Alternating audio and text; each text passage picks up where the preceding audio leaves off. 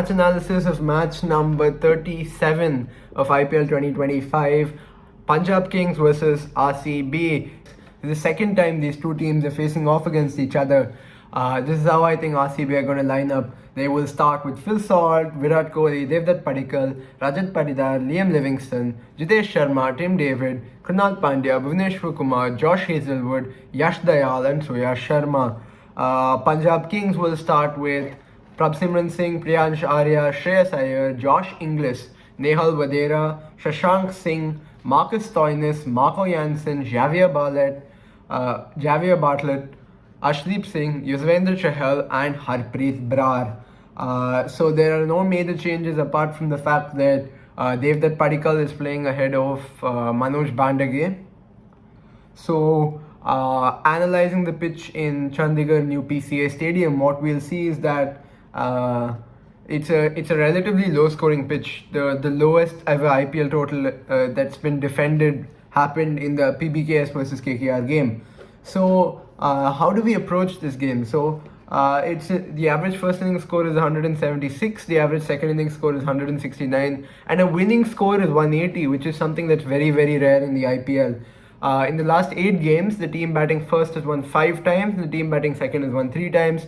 So it is very, very obvious. You win the toss, choose to bat first, and set a total of 180. How do you get there? How do you approach the game is the question from here. You have the first phase, which is overs 1 to 6 in the power play. This is really a phase where you can't afford to lose wickets. This is what we saw happen to Punjab time and again, where they lost the games in Mullanpur. Yes, they were able to recover a game against CSK, but losing wickets early on is really detrimental to your innings.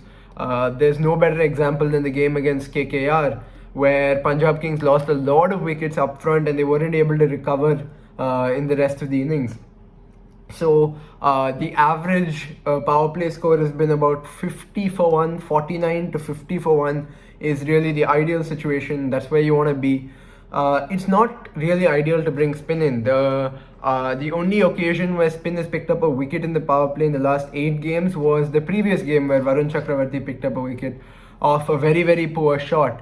Apart from that, there is support for the pace bowlers. There will be a little bit of movement, but it just helps seam bowlers overall. They've picked up 25 wickets, so it's about 1.6 to 1.7 wickets per inning. So you want to be on the lower end of the wickets tally, even if that means you compromise on the runs to some extent. We'll see why, because the middle overs, especially which is the 7 to 14 phase, on average teams lose 2 to 3 wickets, which is about 2.5 wickets per innings.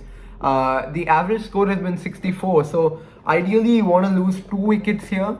So if we can divide it into 2 4-over phases, this chunk of 8 overs, the first phase, which is more of a setting phase, you try and be 30 for 1 or 32 for 1 in those 4 overs. You just start to build a bit of momentum but not lose too many wickets after the power play. This is really the phase where if you start striking, the innings really takes a hit, because you need to really start to accelerate after the 12th or the 13th over so that you can get a pretty decent total like 170 or 180. So losing wickets here could mean that you don't recover runs wise later on in the innings. So you want to be 30 for 1. You can't afford to lose more wickets than that unless you hit about 50 or something, which is very rare in a pitch like this, in a slow pitch like this. You can't afford to lose more than 1. Even losing 2 wickets is detrimental to the innings. The next phase is 11 to 14. These 4 overs, you want to be 34 for 1. The ball, it starts gripping a little bit less. There's a little bit less support for the spinners. Because it's been used for 10 overs, the seam will get bent a little bit in pitches like Mullanpur. So what ends up happening is you have the license to go a little bit more. The expectation is that one batsman from the power play plays into this phase and really leads your acceleration, leads the momentum. So for RCB, that would be a player like Virat Kohli or Devdutt Padikkal or Rajat Patidar. For Punjab Kings, it's very clearly either going to be Shreyas Iyer, Josh Inglis or Prabhsimran Singh. Priyansh Arya and Phil Salt will play a very similar role in trying to get off to a flying start. Devdutt Padikkal has a very distinct role in RCB. He's going to play the anchor. Virat Kohli will play in two paces, similar to Shreyas Iyer. So if you have to create a likening, there isn't really likening to Devdutt Padikkal, but Priyansh Arya's role and Phil Salt's role are going to be very similar in the game. Shreyas Iyer's role and Virat Kohli's role are going to be very similar in the game. Josh Inglis's role and Rajat Patida's role are going to be very similar in the game. And the remaining of the batsmen, which is Nehal Vadera, Shashank Singh and Marcus Stoinis or Glenn Maxwell and Jitesh Sharma, Tim David and Liam Livingston, they will also have a very similar role. So both teams are very similar in how they're structured.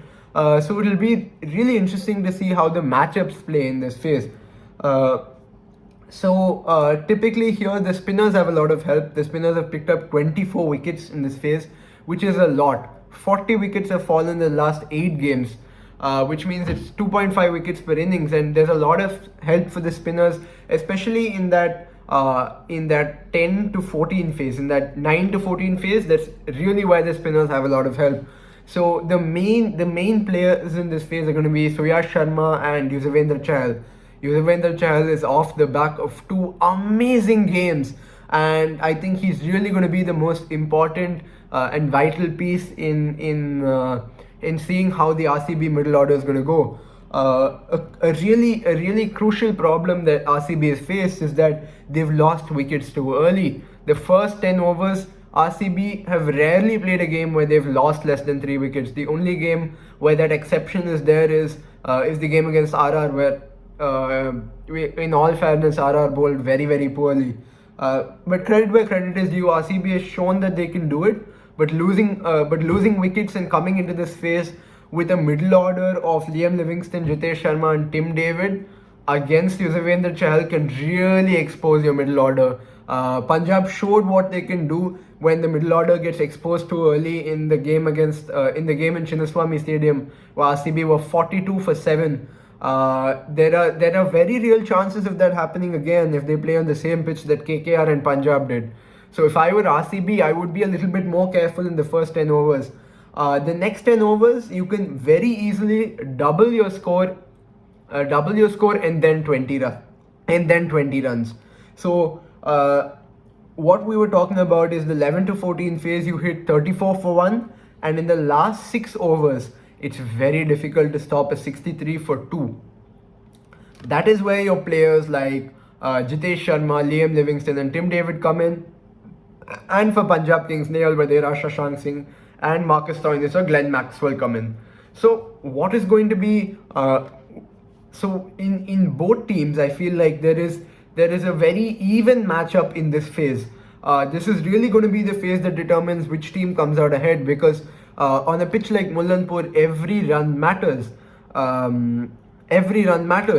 So how many runs can you push ahead? So if your team is looking like it's going to get a 170, the 10 runs that you make up, you have to make up here. And which team bats better in the death is really going to determine which team comes out ahead today, I feel like.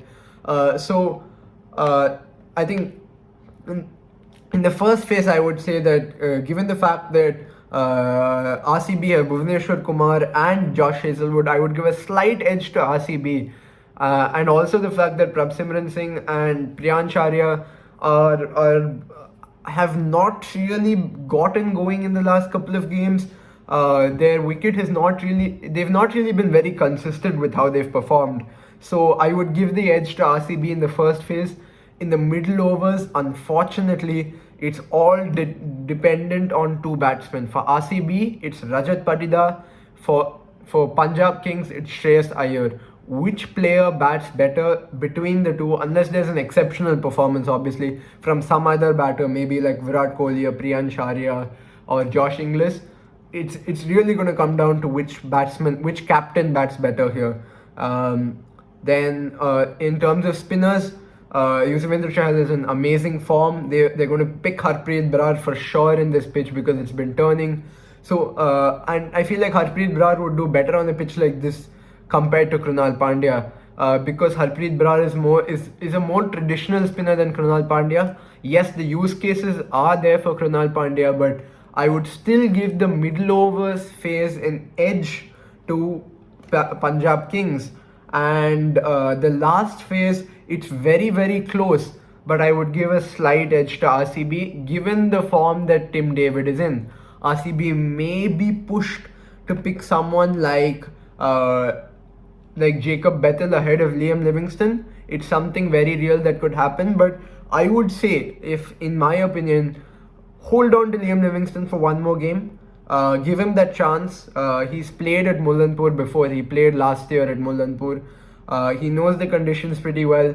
And the fact that Liam Livingston can bowl both leg spin and finger spin. So he bowls leg spin to the off spin to the right hand batsman, and finger spin to the left hand batsman. So what happens there is when the ball's turning away from you, hitting across the line is going to get difficult, and because Liam Livingston bowls with a level of accuracy that's pretty high, you're going to get a lot out of him as an extra spin bowler if the ball is more sticky. The same can't really be said about Jacob Bethel.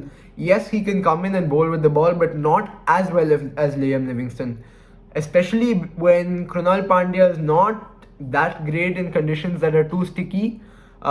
His variation in pace, line and length is really where his strong suit is. So having Liam Livingston as a backup spinner is really going to help RCB, I feel like, in a pitch as unpredictable as Mullanpur sometimes.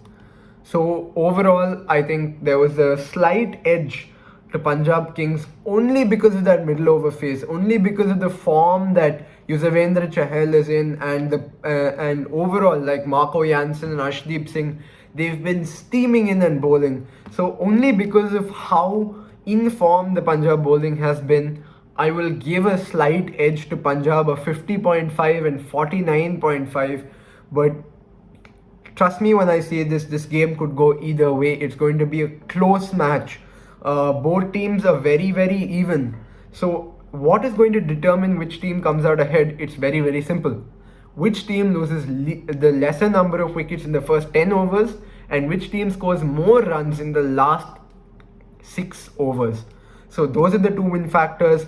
I feel like Punjab are going to come out ahead. RCB have had a very good away record, but I feel like it's coming to an end today. That was the analysis. I hope you enjoyed. Don't forget to like, share and subscribe. Comment down below who you think is going to win. If you think any of my opinions are wrong, feel free to make your argument. The comment section is a safe space to make that. Thank you.